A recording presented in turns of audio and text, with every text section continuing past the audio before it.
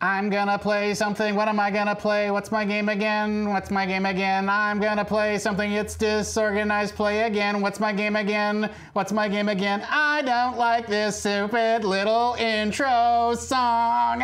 I don't like this stupid little hit I'm taking from my...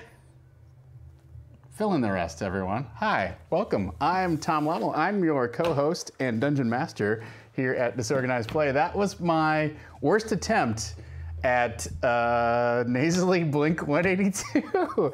What's my name again? Isn't that a song that they did? Was that a song? I don't know. Let's forget that ever happened. Let's forget that. We can just edit that up. Just edit it out.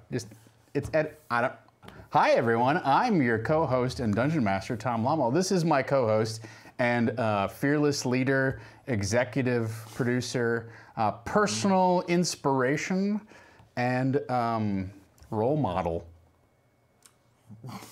Really? Dom Zook. Like, I aspire to that level of facial hair.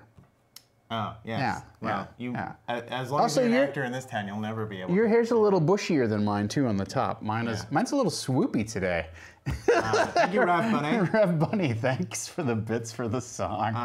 Appreciate it. Yeah. No, I've got the famous Zook receding hairline starting. I have a little bald patch in the back, and then I assumed that it was genetic, and I was getting made up one day on a gig, and the hairstylist said, "No, you're just sleeping on regular cotton pillowcases. You should get satin. You should get something a little slicker, a little softer. That's just friction back there." I don't know how much friction there could be because I only sleep 5 hours a night. So, hey everyone, every Tuesday we get together. Today is Tuesday. We are together to talk about what's coming up tomorrow night in the Dungeons and Dragons game that I run right here on Saving Throw Show. It's called the Iron Keep Chronicles, at this very table, as a matter of fact. Sometimes wearing this very shirt. Yes, so on Tuesday I run a 5e game called the Iron Keep Chronicles. We're playing through Expedition to the Barrier Peaks. And then on Thursday we get back together and talk about, well, why did we even bother talking about what we were going to do on Wednesday? Because that went right out the window. Why did that combat take so long, Tom? Remember last week when you said you were going to kind of tighten it up and make everything move faster? You repeated the same mistakes that you made the week before. What's wrong with you? So really it's a matter of learning by example, and not necessarily a great example. Remember, great players can make an average game look fun. That's true. That is very much true. So we have a few things going on. Today we're going to talk about At Death's Door. We're going to do a timeline check-in. We're going to talk about geography versus the arc of the adventure, and finally we're going to talk about doppelganger dues. These are all basically two different topics, really, but I've divided them into four. Don't worry, we're going to transition quickly from one to the next, and maybe we'll even have some time to take your questions. We're doing a special early edition. I have an early edition of Disorganized Play. I have an audition later this afternoon at the regular time that we would be doing this, so I appreciate everybody coming early to join. Yes. Speaking of appreciating people, thank you to everyone who subbed up, upgraded their sub, gifted a sub, Twitch sub, Twitch primed a sub, whatever it was this weekend for our big subathon. It was a great success. We had a great time. I was actually really glad that I got to run an extra session, like squeeze an extra session of Iron Keep Chronicles in there. Yeah, that was great. Made up for the Dusk City. Yeah, we for the week that we had to take off. So that was nice. But yes, thank you to everyone for spreading the word. Big thanks to DJ Regular for being our Lord of Clips. Yeah. There are many clips that you don't even get to see, I imagine, but DJ Regular is the clips master. If you guys are looking to know how to do a clip right, look at DJ Regular's clips. Yes, yes. That man does it right. There's one thing though that I wanted him to clip that I'm going to mention it now because I was rewatching some things from this weekend, and in the talkback, God, there's something that Eric says. I was like, if you just slice just that piece of that one thing that Eric says, it's almost towards the end too. I'm like, it's like the most hilarious out of context comment, and I can't remember what it was. I'll have to go back. Was it before or after the sock? It was after the socks, and I don't remember. He says something really kind of like goofy, like, I'm really good at pie or something like that. Okay. I'm like, what? Oh. So, yeah, I don't remember if it was pie, but he said it wasn't, that wasn't the quote, but he said something similar. Yeah. So, go back and watch. Okay. Yes. Thomas W. Young has some plot twists for us. Avril's dad, Tobias, turns out to be a doppelganger, and Avril and Grayson are actually cousins. I like that idea. That's exactly what's going to happen. That's interesting. All right, well, we can get to that discussion, right? We have plenty of doppelganger dues is on the list. We have plenty of things on the docket here that ties in. So at Death's Door, another reason I bring up the subathon is one of the unlocks for reaching 40 subs in the Iron Keep session was someone would die, and I feel like we were 5 short from that, and that was a very deliberate choice on the part of chat. Now, bad on me for creating a disincentive, I guess, or what apparently was a disincentive. Right. No one wants anyone to die. All right. So let me just clarify a couple things. Number one, you all have to trust me to make sure that if I were to put that in play, it would not be malicious and hollow and punitive, right? That I wouldn't just recklessly kill off a character and then it would be a meaningless death, or that I was punishing somebody, right? So number one, I think, like Eric said in the thing, maybe that was the thing I wanted him to clip. No, it wasn't. But Eric did say in the talkback, he's like, like I said, if I'm going to kill a character, I'm going to kill Eric's character. Right, yeah. And he's like, I've wanted that since session 1. Like, first of all, there's an opportunity for a really interesting story turn for somebody to die. Number 2, death is not permanent in Dungeons & Dragons, nor would it be in this game. And number 3, I never said that it was going to be one of the PCs for sure that was going to die, right? True. There's plenty of meaningful NPCs. Yeah, I guess I should have put Genie Wish, like disclaimer, Genie Wish, someone will die, and we'll see what see where it goes out. But I get it. You like all of the characters and you want to be nice to the players. They have more charisma than I do. I get it. That's fine. I'm just saying it would have happened if it had been unlocked in an upcoming session, and I think it would have paid off properly. But you know what? That's fine. I think we made it within 5, right? Within 5 subs. It's okay. We exceeded our expectations during the session, and I had a fun game, and I think we revealed some things that were interesting and whatnot. Yeah. Yes, I don't want any of the players to die. I like everybody at the table. I don't always say that about my D&D games. It's true. Watch season 1 of DisOrganized. That's right. Sure. Watch any game where Dom has been a player at my table. This is true. Wait, have I ever been a player at your table? Not yet. Curious. You've been a player at my table, though. Yeah, unfortunately. Anyway. He's jealous of a level 4 GM. Ouija is not here. That was Harold slobbering water all over our fine floor. So, Lord Hamlock. BSBK, you're absolutely right. Congratulations, Eric. You're going to be sacrificed. We unlocked that for you during our St. Patty's Day special. Yes, yes, yes, yes. So, there you go. Am I obliged to keep everyone alive? I will tell you, I've been trying. I tried really hard to kill the players last session. I needed to try harder. They are tough to kill, especially with all the rerolls that they have. Yeah, and the nuke was last week. On Saturday, I should have dropped another nuke on them, is what I should have done. I will say that was a flaw in the encounter design, is that they had ranged attacks, but they didn't have any area of effect attacks.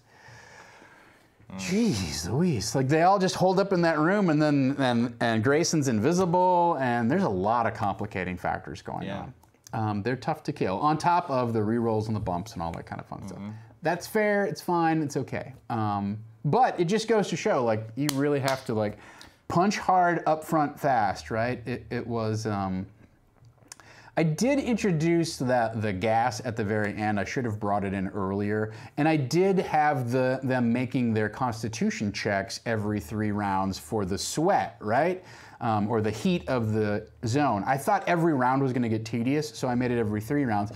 They knew that it was every 3 rounds, so they pushed and re-rolled those rolls. They did. It didn't. It wasn't. It was. There was an environmental danger, but it wasn't a danger because they kept avoiding it. Yeah. Maybe I should have done half damage on that. I could have made it a little tougher.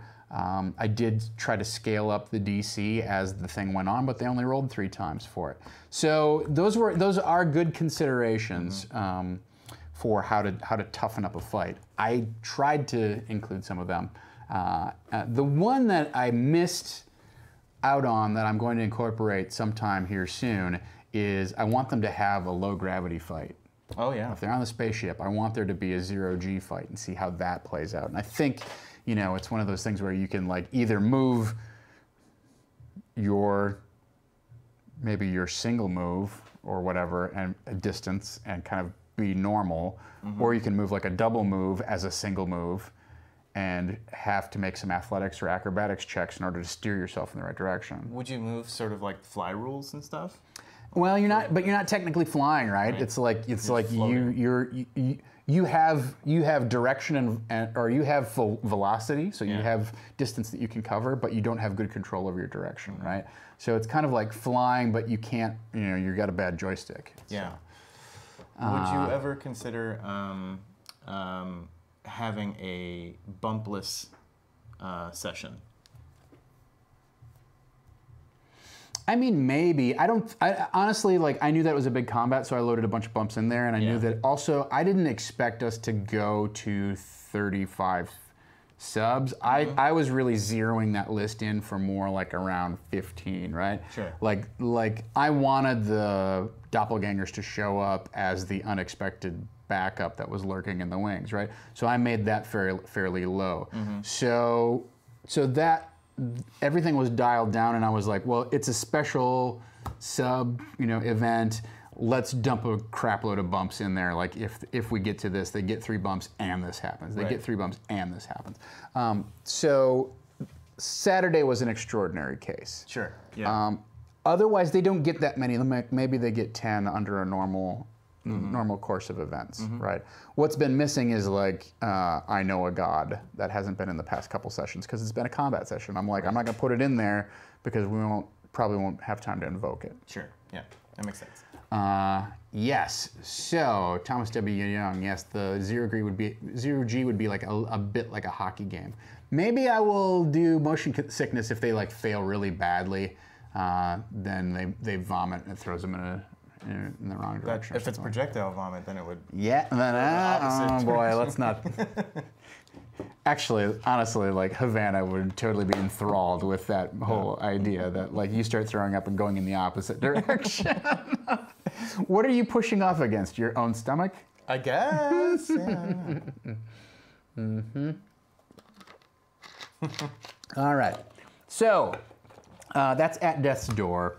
Yeah, I thought it was I don't know, just to quickly talk about the highlights of Saturday's session. It was tough to kill them. I thought they had sort of an appropriate oh shit factor, but they got enough stuff unlocked that they had an advantage in the game, right? So the EMP bomb I thought was a fun thing. Like, when do you use it? That's a great dynamic element of like, you have this one-shot thing that's really gonna be really cool and really effective, but do we do it now? Do we save it for later? Right. There was that whole dynamic tension. So I thought that was fun and interesting. Yeah, I wish I had some sort of grenade launcher type of attack that I could have used. Maybe even have the guys claw through the wall or something like that. Just get in there and get at them. But yeah, otherwise, I thought it was a solid session. I liked ending on the cliffhanger with the doppelganger reveal. Right? We do stuff to take care of Tobias. Where does that go? But we'll get to that. Right. So. Yeah, and also, Grayson getting caught in the field, and then all of their wrist communicators don't work anymore. Just have them fight in a minefield, says BSB Care. Yes, the room just... Okay, pick a number between 1 and 10. If I roll that number, the room starts exploding. You have the walls close in on them and then like fall away. Yeah, and spikes come out of the walls, and Honestly, I was going to have them pump in poison gas maybe a little bit earlier. I should have gone with my gut on that one. I ran a Teenage Mutant Ninja Turtles and Other Strangeness game for a friend of mine back when I was 12 or whatever. I think I told you this story. And yeah, he fell in a pit, and there was literally, like, they explained it about how there's almost no way to get out of this pit unless someone comes and helps him. And he was a solo person, and I was too young to think of adding someone in there. Thank you, Red Bunny. Thank you. And so yeah, it was just like, pit was, it was closing, spikes were coming in, and I was like, I can't help you. I don't know what to do here. And he died, and that was it. And then I didn't GM for 30 years. You just killed him because he was adventuring by himself, and the module said if he doesn't have help, he's dead? Pretty much, yeah. All right, fair enough. Griffin says, what about a hydrogen reclamation and fuel processing area? Yeah, I mean, let's keep in mind, ultimately, supposedly, they're after the God's fire, right? Which is radiation, as established. Where do we make radiation? In a reactor. So we've got plenty of opportunities to like gloriously blow crap up. Let's talk about that, right? So we've got a lot of possibilities ahead of us. It is time for a timeline check-in.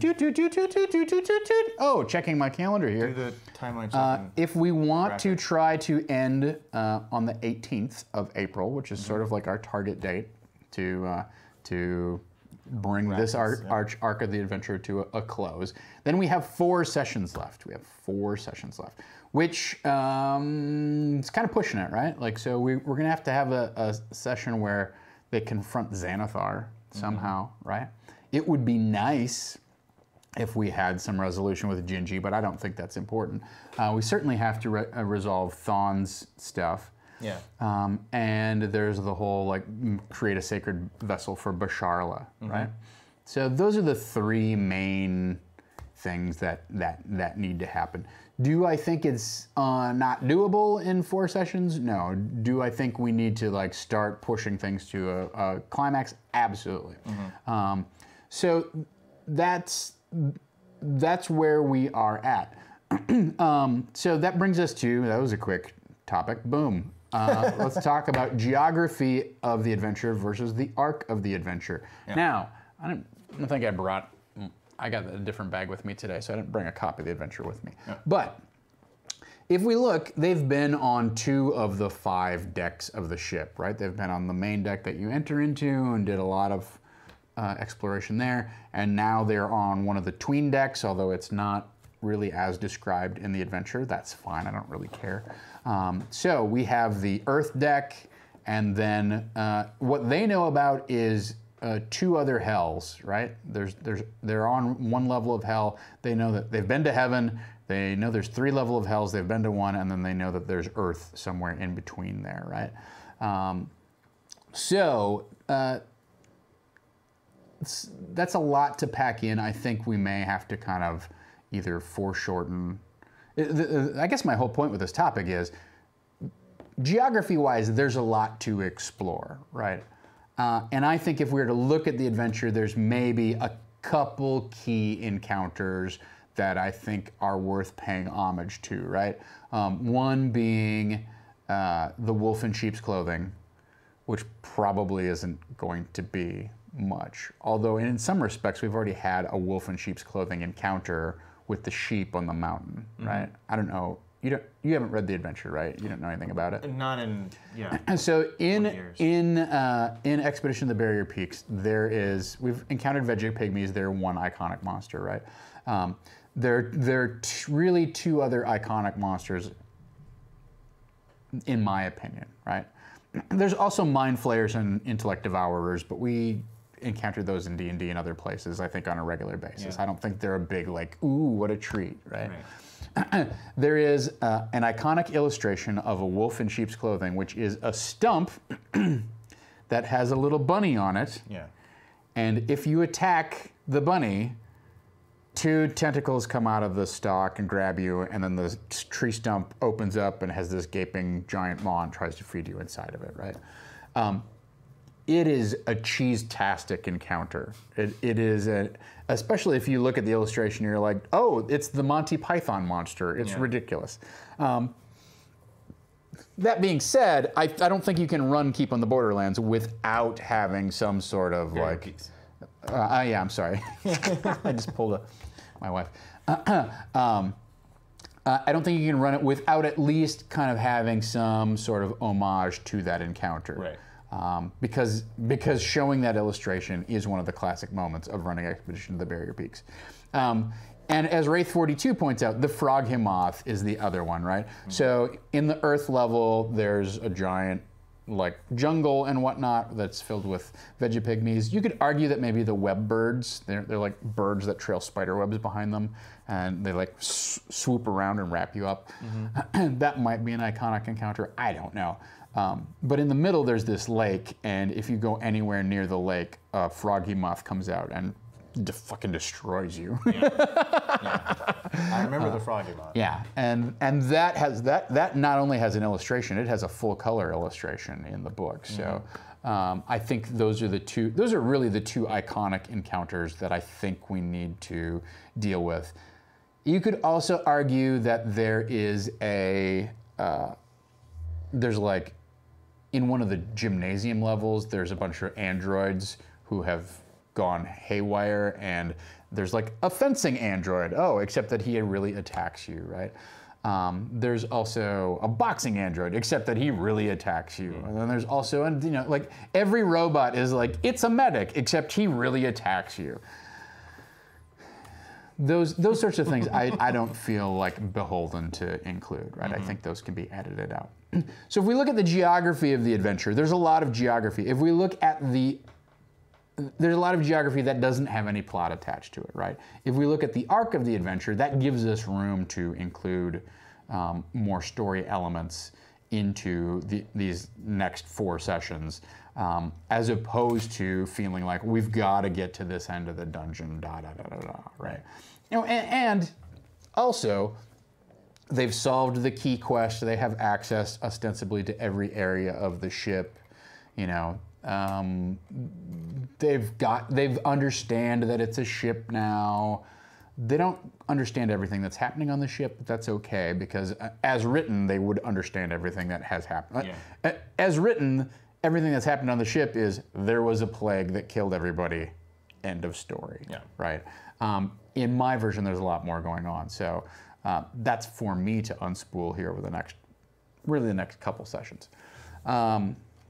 So geography-wise, there's a lot of module left here on the bone, right?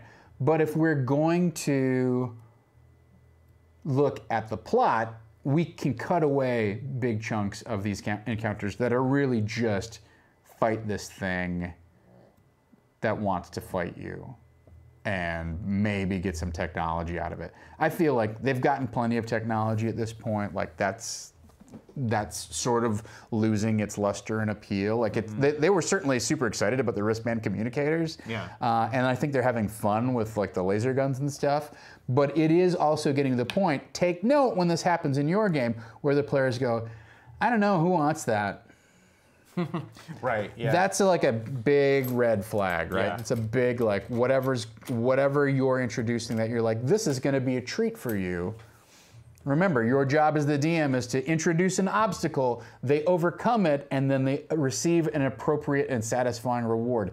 If that reward does not have any sort of preciousness attached to it, you're rewarding them in the wrong way with the wrong thing, right? So that was a big red flag. We hand out this stuff, and Avril was like, I don't know, Ava, do you want it? You don't have it. And Ava's like, well, I already have spells. I don't really need this. Yeah. All right.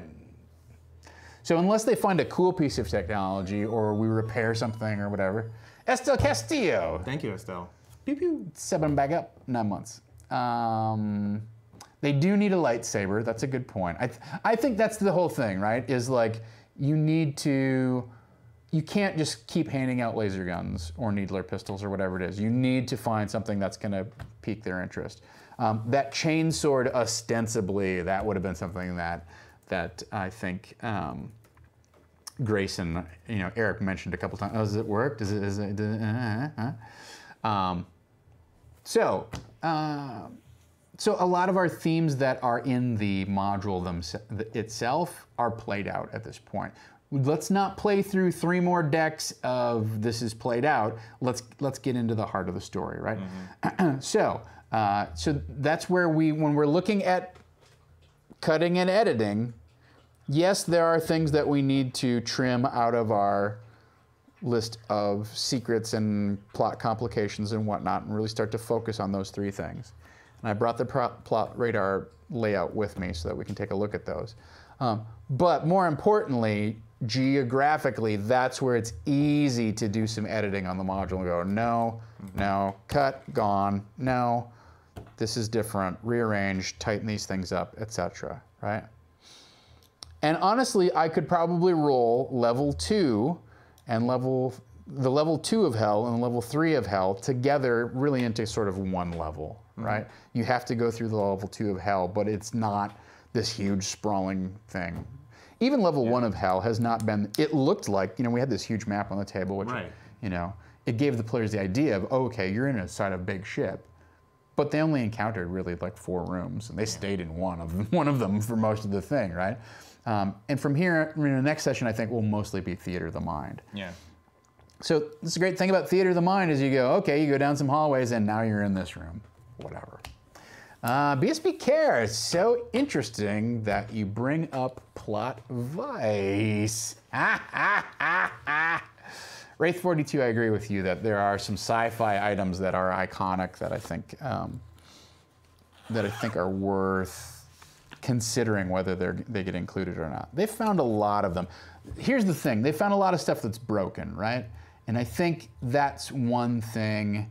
Thank you. I think that's one thing that can be a point of difference is, oh, you have this power armor, it's broken. Guess what? Maybe the doppelgangers can fix it. Oh, okay. Now all of a sudden, like all that fight that we went through and whatnot, like let's get engaged with these guys. There's an advantage to like interacting with them. They're not like these hapless kind of stooges. It's kind of stuck in the dungeon. So I don't know, is the overhead cam on? Oh, what a good guy. What a good guy you are. Well, it should be on anyway. It should be. Come on. Yeah, I see it. I see it being on. Yeah, it's just look at that. OBS sometimes. OBS. Come on, OBS. Be our friend. Oh, I know why it's not on. Give me a moment. One moment, please. It's right here. Can't everybody just read? Sure. What did I have written in here that was like... I opened this up on... Does it need to be plugged into? Oh my. The silver marmot. Get in the hole. It wouldn't be a D&D game unless you had a note that said, get in the hole. Estelle Castillo does make a good point, right? How connected are the players to the iconic status of the adventure? I don't know whether they are or not. I think, here's the goal, right?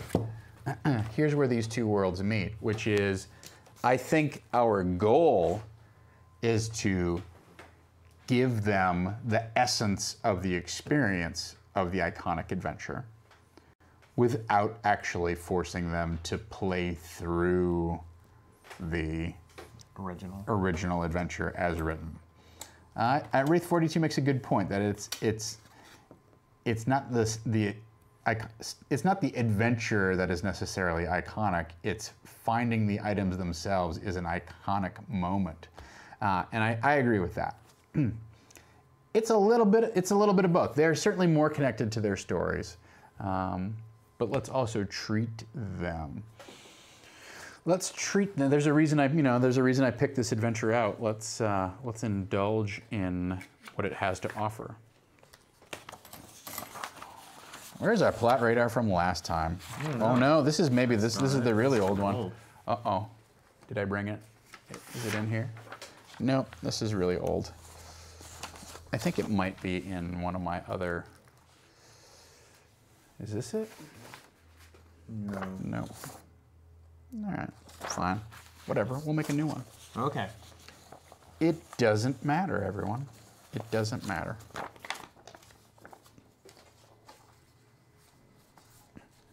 The beautiful thing about Plot Radar is it's very, very easily rearranged and disposable, right? Do you need a pen? Let me see. Let's find out.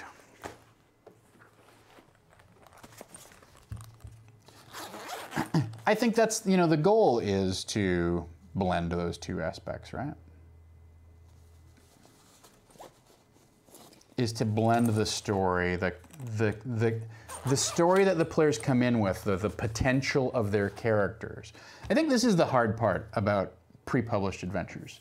And there's been some discussion lately about, like, are the 5e hardbacks too sandboxy, and should they be a little bit tighter and whatnot, right? And the dynamic conflict that is set up by the way that D&D works is that you have this, if you have a pre-published adventure, it can only cover so many possibilities. I will also say, if you have a preconceived notion of what your own homebrew campaign is going to be and is going to be about, it can only cover so many possibilities. But your players come in with the possibilities and the promise that their characters represent, right? And the thing is, as you're creating that elven barbarian, you go, oh wow, this guy would be really cool if he was actually some sort of like ranged fighter kind of barbarian. And then you start thinking of like where he goes, right? And that's where the fictional possibilities of the players need to somehow intersect and overlap with what you've prepared as the DM, right? But with a pre-published adventure, or if you've heavily plotted out what your campaign is going to be, it requires that much more work to make those things overlap, make those things get integrated, right? And I don't know that it's necessarily a solvable problem unless you include the players in the creation of the dynamic conflict or the ongoing conflict of the adventure itself, right?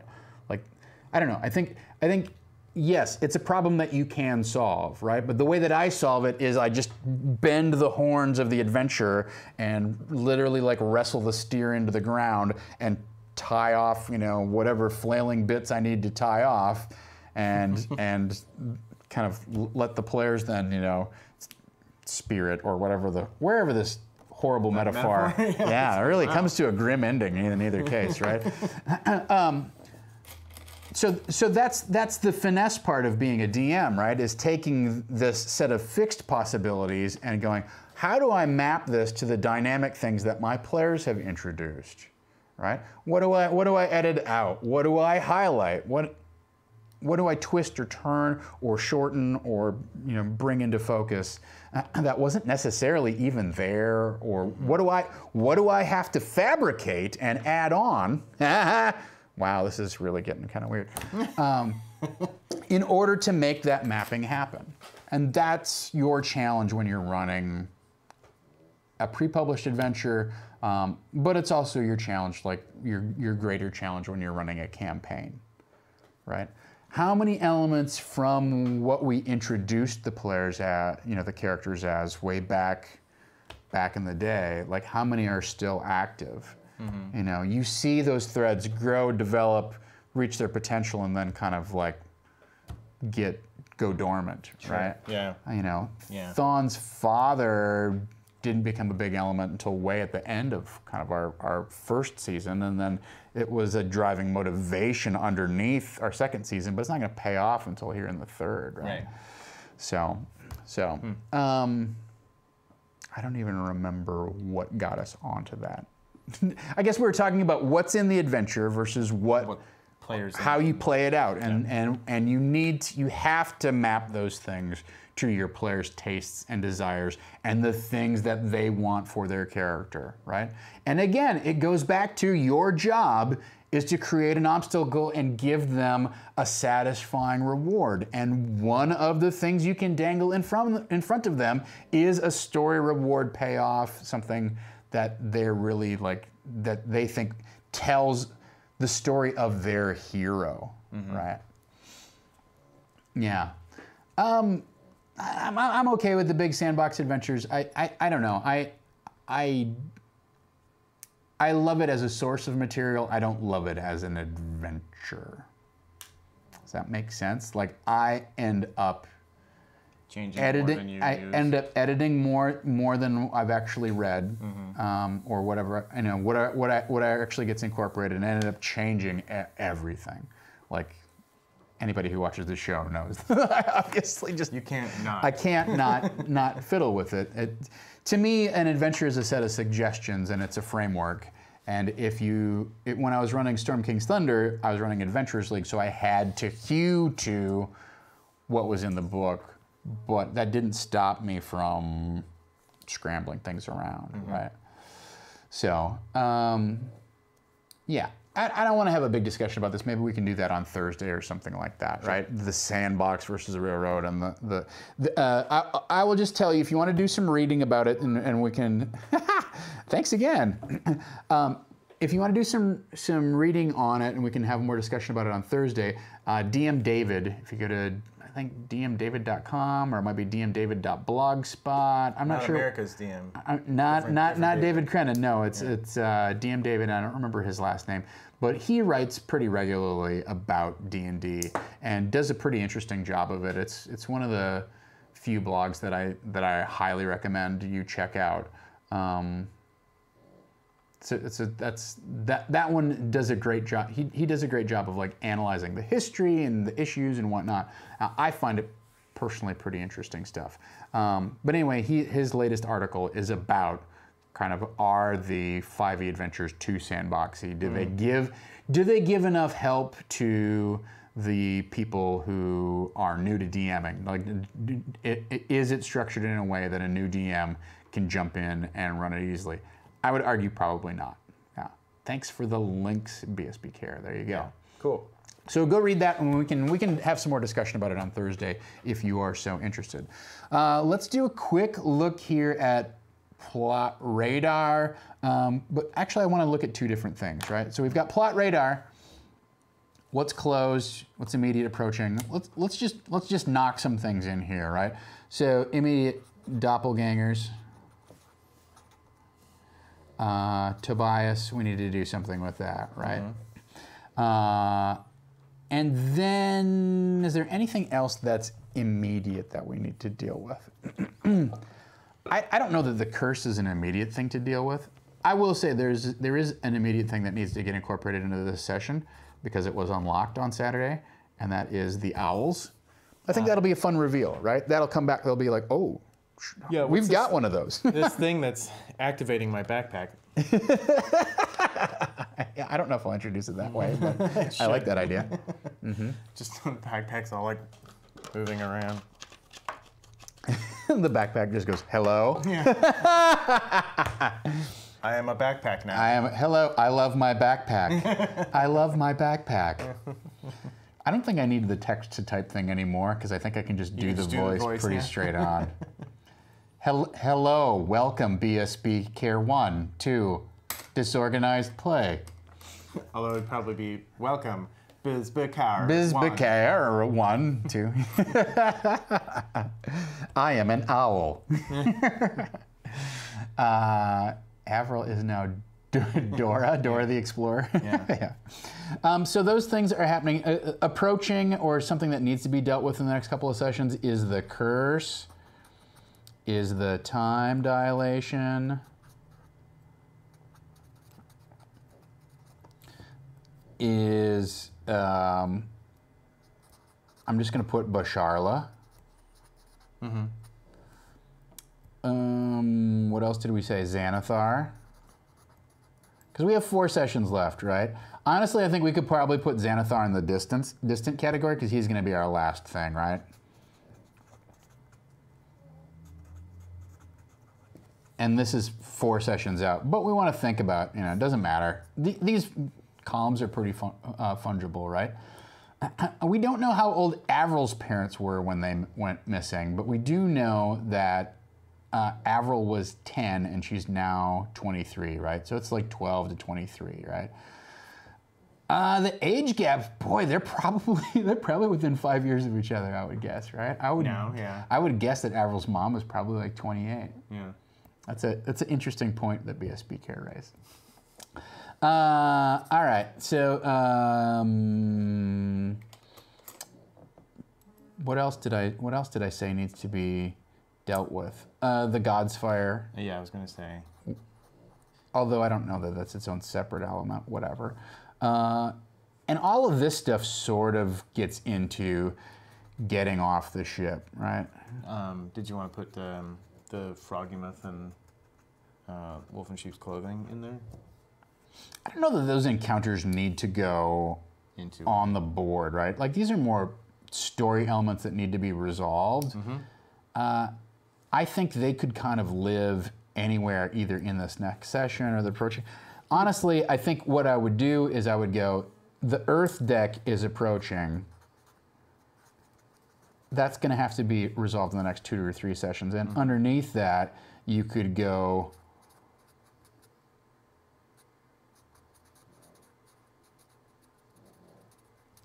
the Wolf and the Frog and Moth both go in underneath the Earth deck. Why is my phone? Well, everything's fine. What's going on? All right, so that's that. Any other? I think those are the main things. I don't remember. Oh, and then probably Thon's father's in this final thing too, right? BSBK says he just had a thought of Basharla taking over Xanathar as a body for the material plane. I mean, so that's that. I mean, that whole issue of like how does Basharla take on some sort of material form is a fascinating puzzle for them to figure out a way to solve. I have some tools I think that could give that to them, but I think that's actually.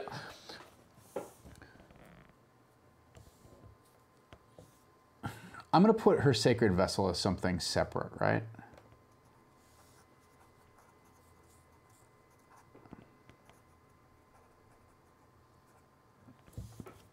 Because I think there's a strong theme that we've got going on here, but it needs to be brought forward in a much more specific and defined way.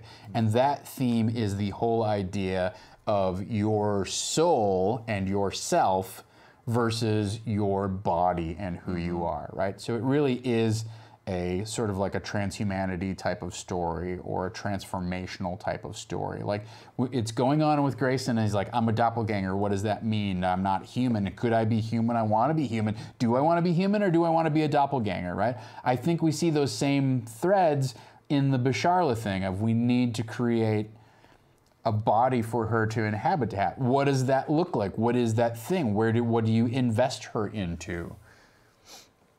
Is it a robot? Is it a creature? Is it a NPC? Is it a PC? Like those are all fascinating possibilities.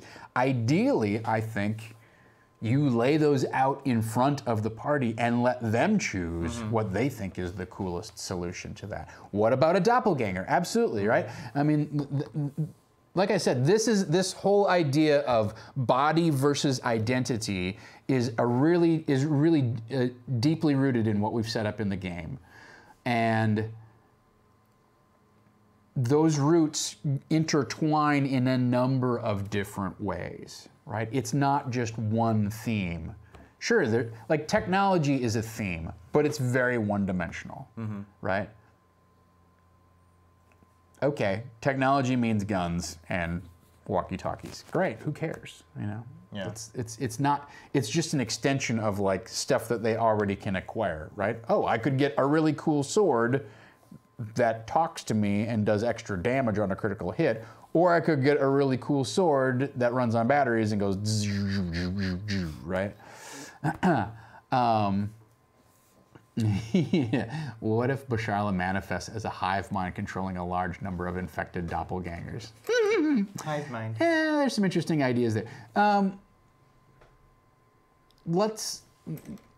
want to show you one other tool that may help us, right? So BSB here brought up a plot vice. Now, for those of you who are Patreon backers, this is available to you. This is what we use when the stuff in our plot radar really starts filtering. Everything starts filtering into the immediate category, right? I think some of this stuff from this immediate category, the doppelgangers and Tobias and the owls, probably needs to then lead us into an encounter with either, there's probably two paths here, right? So either the God's Fire needs to get introduced and addressed, or the Earth deck needs to get introduced and addressed, which means one of these two elements is going to fall out of this approaching column and come into this immediate column, right? These are gonna come into here. Mm-hmm. Just to John Madden it up. When you have this much crap in one column, it doesn't provide any clarity for you, right? It doesn't help you. It's just a list of things that you have to try and address. So I came up with this more focused type of planning tool called a plot vice. I'm not particularly happy with the name, but whatever, it's fine, right? It serves its purpose. It serves its purpose. What's the best way to kind of line this up so they can see everything? Yeah, it's good. It's pretty good. I think that's fine. All right, so what you do here in the plot vice is this is really to help you plan an encounter, right? And try and address the various things that you've got going on in your encounter, right? So here's open threads, in which I would probably put like, all right, let's say we were gonna do this as a plot vice session, right? I would put the doppelgangers in here.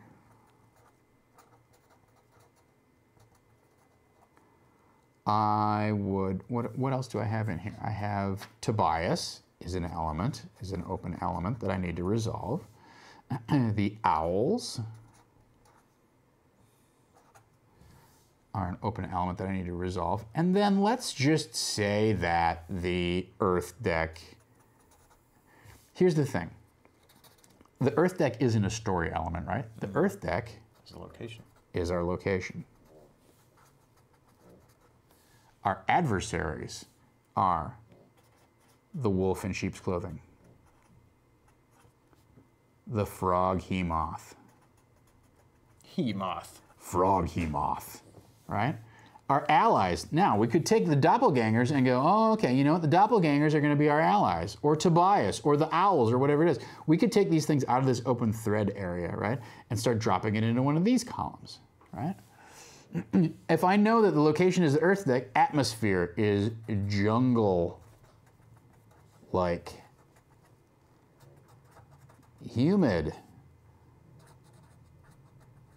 underwater, question mark. What else? You know, there may be, well, you know what? I'm not gonna put this in this column. Over here, under discoverables, secret maintenance shafts, right? Yeah, an underwater fight is, yeah, I think I'm gonna save the zero-G thing for more of the engineering, kind of God's Fire reactor type of fight. That feels more appropriate. The underwater fight, I'm not sure, right? The other thing I can do is I can go, okay, if I want to resolve Basharla, I could put her on the Earth deck, right? Maybe it would be very natural for her to be underwater. I might even put her as an ally over here in this column, right? But what this is designed to do is to help you take the things that are open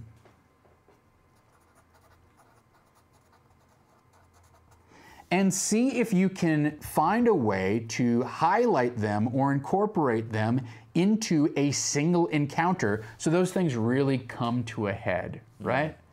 Okay, the doppelgangers lead us to the Earth deck, and that's where we get in a fight that ultimately Basharla comes to our aid, and it resolves those two things, right? We have an encounter with Basharla, and that's what the end result of this thing is, right? God, I don't remember what this shifts thing means. It says twists. That's pretty straightforward. Shifts. I think the shifts thing is to scale it up or down, scale the difficulty up or down. I suspect I'd have to go back and watch the episode of Disorganized Play I did where I talked about. I haven't used this in a long time, but if you're a Patreon backer, it's in the Iron Keep folder. It's available for you to download this template and use it yourself to plan a session. And I think even if you don't necessarily use Plot Radar, this is a valuable tool for helping you think about an encounter as an entire holistic kind of experience, right? Yeah.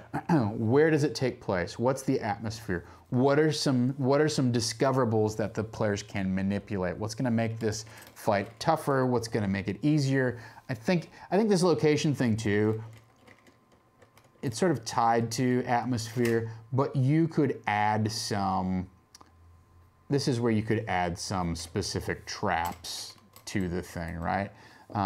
I honestly think the wolf in sheep's clothing is more of a trap than it is an adversary because it doesn't really move, right? So that could be a thing. But you could put whatever the thing might be here. So let's say that it has heavy gravity, as opposed to like a zero-G thing. Let's do a heavy gravity type of thing. Oh, okay, interesting. Gravity's screwed up here for some reason. Maybe the gravity's so heavy is because they want to keep Kasharla bound into the bottom of this pool thing, right? She's trapped down there. You need to go down there and adjust the gravity and free her or whatever. Or you need to go to the God's Fire and shut down the God's Fire in order to change the gravity on that level and release her from this prison. That's an idea I just had, right? Like I literally just thought of that because I'm going through this location and going, what are some unique attributes of this location that would make this fight interesting? Right. Discoverables. The pool is a prison. That's pretty interesting, right? And nobody really thinks of everybody thinks of a prison as being some sort of confinement, right? But no, instead, what if it's just the gravity is? Look, Scotty, I'm giving you 10 minutes to figure out a way to mix gravity and anti-gravity. So that's Plot Vice. That's a quick look at how we can take the items from our Plot Radar and start mapping them onto encounters in order to get focus and start resolving things in a more concentrated manner, right? As opposed to free range. So last thing I want to talk about, I can't, is that clock right? No. 12:55. Oh, I can't see the one. It was like 2:55. I'm like, what? Yeah, sorry, you missed your audition. I missed my audition. But we had a great time. It was a great talk. Do I want to rupture space-time? I don't think the question is, do I want to rupture space-time by mixing gravity and anti-gravity? I think the question is, do the players want to rupture space-time by mixing gravity and anti-gravity? Yeah. And they just might. They're crazy enough to do it. They are crazy enough to do it. So the last thing I want to talk about briefly is doppelganger dues, right? Which is just sort of a fancy name for this doppelganger encounter that's coming, right? There's a couple different things. This, again, is an opportunity to dump information on the players, right? In a way that is far more proactive and friendly than any of the previous encounters that we've had, right? Like the little Vegapygmy straggler lackey guy that they encountered on Saturday. He was willing to share information, and they almost were like, you don't have anything what information could you have that we care about? And he's like, actually, I have a lot of information. Yeah. You go in here and you open this, and there's this inside. Let me show you this map, and here's the whole. Screw you, here's the information. It was a hilarious learning moment for me where I showed them the whole map, and I assumed that they would somehow look at the number of opponents that they were facing, and come up with some sort of tactical game plan. Mm-hmm. Gaurav said, well, you know what? I knew that we had to stick to a tight 3 hours, so I was just, let's get the adventure going. Sure. I think you're going to have a player like that in every game, regardless of whether you're under a tight 3 hours or not. But I did expect them to plan something, and they didn't. Which is how we ended up getting in that big fight. Yeah. I thought they would create some sort of distraction, but they didn't. Admittedly, we did just punish them for splitting up the party. But Grayson was invisible. Avril has an incredible sneak. I thought the two of them could work stealthily and somehow, create something that would peel off robots. Right. A great thing that they could have done is somebody takes the EMP bomb, charges it up, and then just starts banging on the pipes, and all the guys go over and go, well, what's going on? And then blam, it destroys like a huge mass of them. No, they didn't do that. Next time. So that's fine. I guess to get back to my original point is they've had opportunities to interact with, there's something else that has to go on here.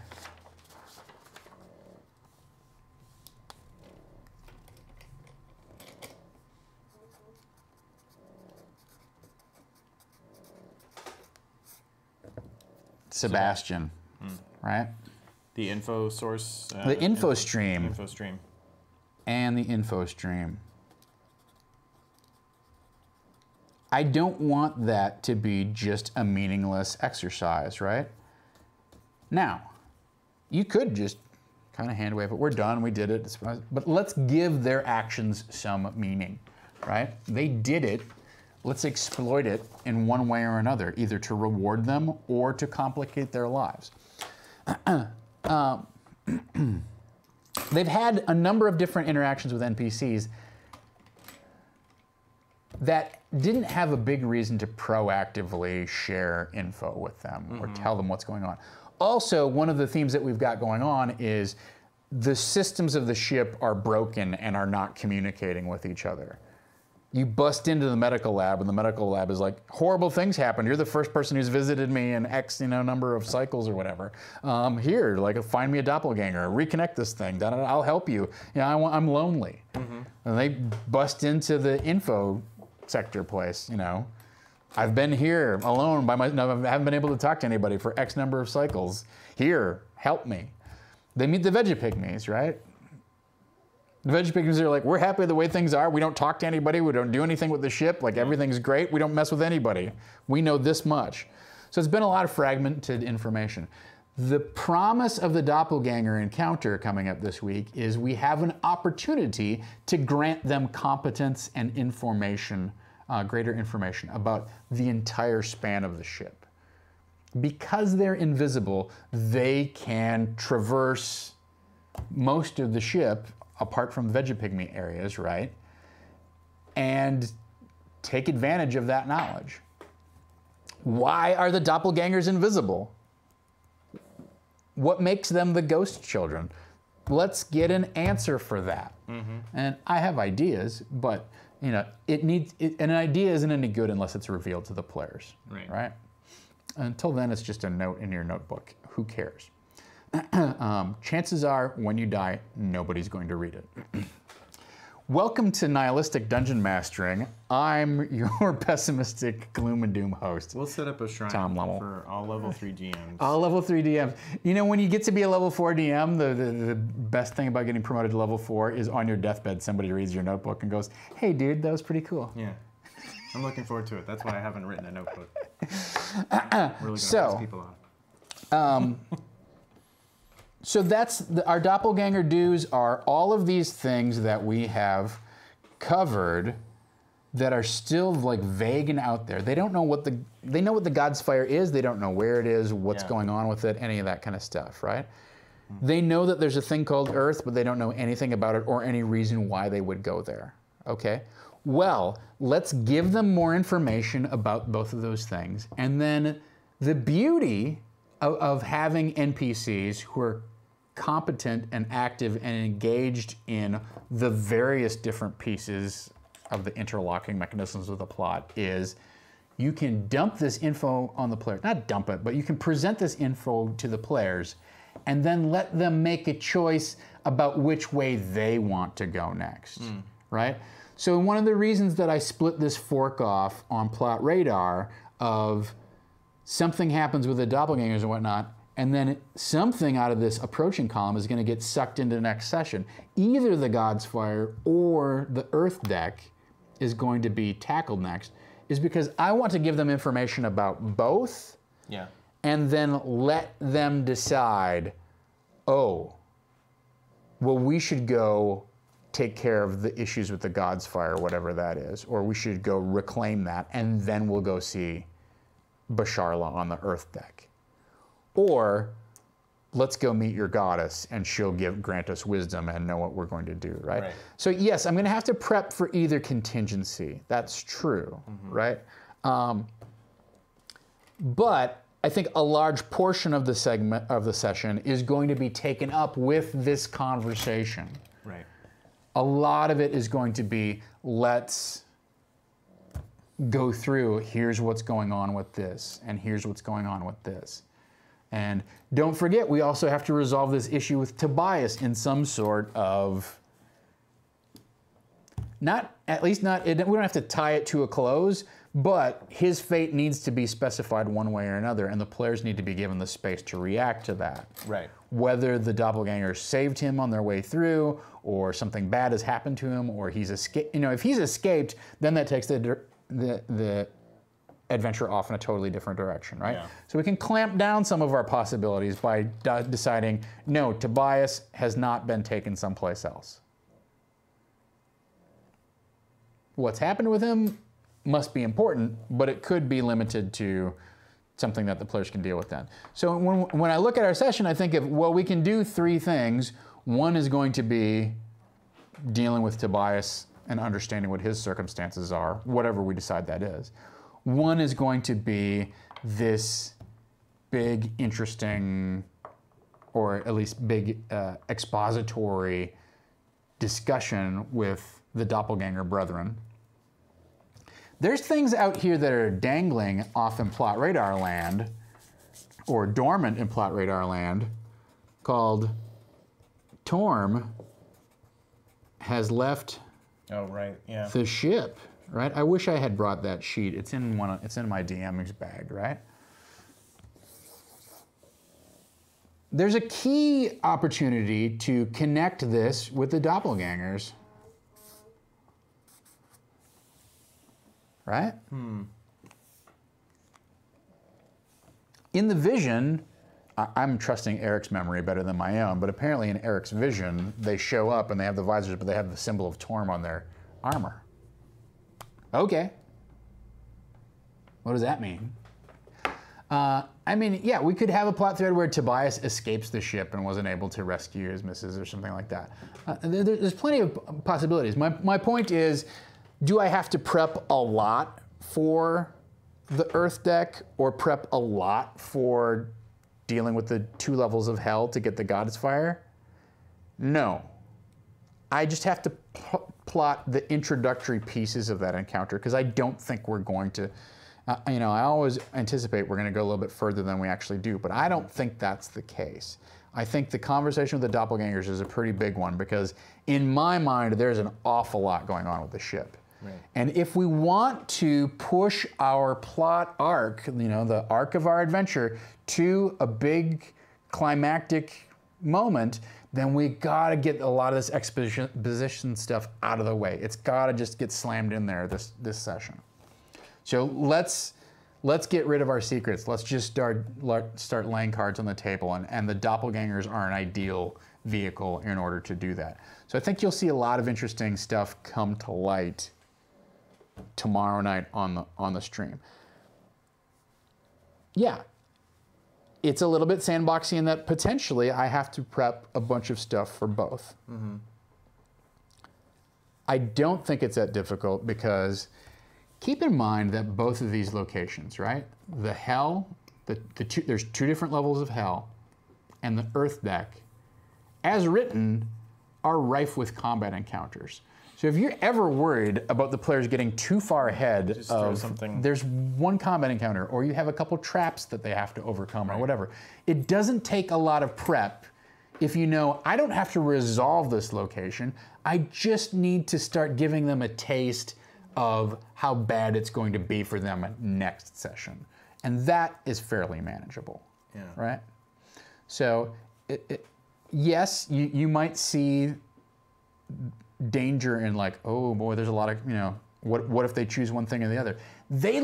Players like being able to decide that, right? If they have enough information. So the goal is to give them enough information that they can make an informed decision about what they want to do next, which then players feel really smart and competent of like, well, let's go do this. So if they feel like they've got enough information about both. What they don't like is go, well, we don't really know a lot about this. We don't really know a lot about that. What sounds more interesting to you? It's not a compelling decision. You can play the imbalance. Well, you don't know a lot about hell, but you have a map and directions and a guide to Earth. Oh, well, we seem to, that place is closer. Let's go there. Right. That's where you can tip the balance. If as a DM you're like, I don't want to prep the whole engineering level and decide what all that crap is about. I have some ideas. I'm going to make a couple notes. Done. But I really want to get into this Earth thing because I think that's compelling and it sets up, kind of a final showdown in the reactor room. Okay, fine. That's great, but you can't always count on that. But that's certainly a way that you can favor one decision over the other, is give them a lot more information about one thing, assuming that you don't give them information that's like, it's a horrible place, you need 17 different keys to get in, it's surrounded by armed guards, and then they're like, well, we don't want to go there, let's go to this other place instead, right? Simple incentives and disincentives can help you manage that balance if you are so inclined to do so. I'm not particularly inclined. I think I have some ideas about how both of these areas work. I can present them equally as equally valid options and call it good. All right. Maybe Torm is somehow responsible for the doppelgangers being invisible. Yeah, there's a lot of unresolved elements out there, right? And that's one of the things that I love about Schrodinger's clues is snapping those things into place so that all of a sudden they make connections between each other and you go, oh yeah, okay, cool. Right. And then blowing it apart before the session starts and going, but what if it was this way? What if she was actually imprisoned by heavy gravity down at the bottom, and what would have done that? And then that recontextualizes all of those clues, right?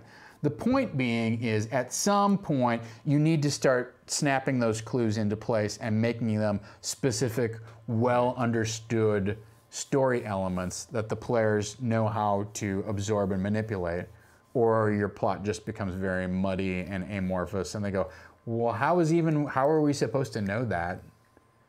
Wait, was he like that the whole time, or did you just decide that this session?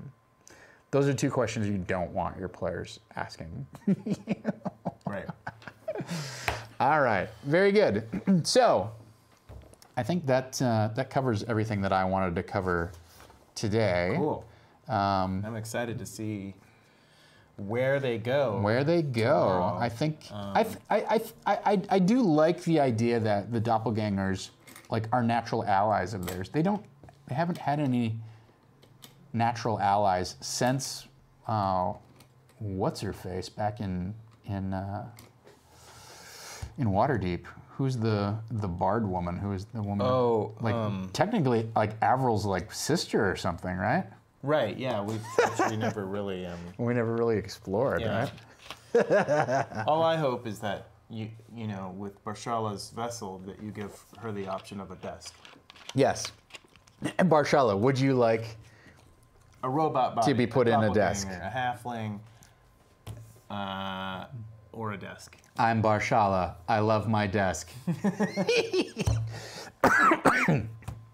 Cool. Yeah, there's some fun stuff ahead of us. So tune in tomorrow night. That's tomorrow night for the Iron Keep Chronicles. Here, 8 o'clock Pacific time, right here. I will be sitting in both of these chairs. Yep. It's going to be great. Tonight Yeah, what people don't know is that we actually don't have chairs on the sides of the table. No, screw it. Yeah. Those players just have to squat. It's kind of a bummer for them. Let's take a look at the calendar. What's tonight, Dom? The calendar. Let's see. Last night was the final episode. Yes. Of Uncanny Valley. It's very emotional. It was good times. Tonight we have the brand new League of Adventure, which is a pulp RPG. iPad Charlotte. It's a pulp RPG using the Genesis system, which is. I love my iPad. Thank you for putting me an iPad. Hey Barshala, let's set a timer. Barshala, show me pictures of. So yeah, League of Adventure is tonight. That starts at 8 o'clock Pacific time. The first show? Is it a one-off or no, is it's it? a 3-episode mini campaign. Oh, okay. And it's all pulpy. So imagine Indiana Jones meets The Shadow. It's 1930s. It's going to be lots of fun. And yes, it uses the Genesis system. So if you're familiar with our Star Wars game, Never Tell Me the Odds, you'll be familiar with the Genesis system. Slightly different symbols on the dice, but they're still triumphs. It's Fantasy Flight system. All that sort of stuff. Yes. Gotcha. But that's Amy Vorpal. Max. I don't. Sorry. Someday she'll get her due. Amy Vorpal. If she ever decides to learn like Dungeons and Dragons, or she wants to learn Dungeons and Dragons, well, we'll talk about it. I don't know what to do for her. But I don't. Maybe Jordan can take care of that. Yeah. Who knows? Yeah, I don't have the patience. Amy Vorpal, Kyle Capps, Max Isaacson, and Hudson Schock with GM Zeke Pinero. So that's going to be lots of fun. Yeah. Awesome. So that's 3 times. Then Iron Keep on Wednesday. Then we are back here at 2 o'clock. 2 o'clock, hopefully. Currently? I don't have anything on the calendar on Thursday, but that changes nightly. Sure. 2 o'clock Pacific time here for Disorganized Play, where we will recap and talk about what happened on the previous night's Iron Keep. Then Thursday night, we got nothing anymore. Thursday night, you're on your own recognizance. Yeah. Watch that other, there's a D&D show on Thursday nights. I don't know of any other D&D shows. Well, just look around, you'll find it. Friday, we are back with Wild Cards. And then Sunday, America's GM David Crennan is doing a special Kickstarter preview of the new Hexplorit, which we ran a preview of last year. Hexplorit. Hexplorit is like a co-op map building RPG. It's like a hybrid RPG and Catan kind of thing with lots of little doodads and such. So, Doodads and gewgaws. Yes. So that's Sunday at 5 o'clock Pacific time. And that's it for now. That's what we got this week. It's a good lineup, I would say. Pretty good lineup, I would say. Yeah, yeah, absolutely. So yeah, tune in. Hope to see you guys back here tonight for League of Adventure, the very first show. I want to get a good showing for that. So let's. Yes, I'm a fan of everything that's involved in that show. Yeah. Now, Should be I didn't know what the Genesis system was until I just realized. Now I'm a fan. You talked me into it. Cool. Yes. Very good. Thank you to BSB Care and DJ Regular and Flockwad and all of our regulars who are mods on the channel and help keep the channel safe, friendly, clean, and accessible. Thanks to all of you who joined us today. It was a great discussion, and you have some terrific ideas. I'm going to try not to steal too many of them for tomorrow night's session, but I think the nice thing about these discussions is they get my wheels turning, but they also get yours wheels turning, and tune in tomorrow night to see how it all kind of plays out. Yes. So that's cool. Thank you so much to everybody who donated during our subathon, and thanks for donating the bits today. Yeah. Thanks, Rev Bunny. Rev Bunny. So that's super cool. Really appreciate that. And thanks for spreading the word on social media or whatever you may do, or if you're a Patreon backer, or however you support the stream. Without your support, we literally can't keep these lights on. So your help makes the stream possible. 100% true. And that light is starting to go out. So yeah, there's one going out. So end of the month is coming, everybody. FYI. So we will see you tomorrow night. Well, hopefully we'll see you tonight either in the chat or in the chat here for our game tonight at 8, or we'll see you tomorrow at 8 for the Iron Keep Chronicles. Until then, let's dungeon. You know, what do you think, Tom? I feel like just somebody in a desk could do a lot better job. I love my desk. I love my desk.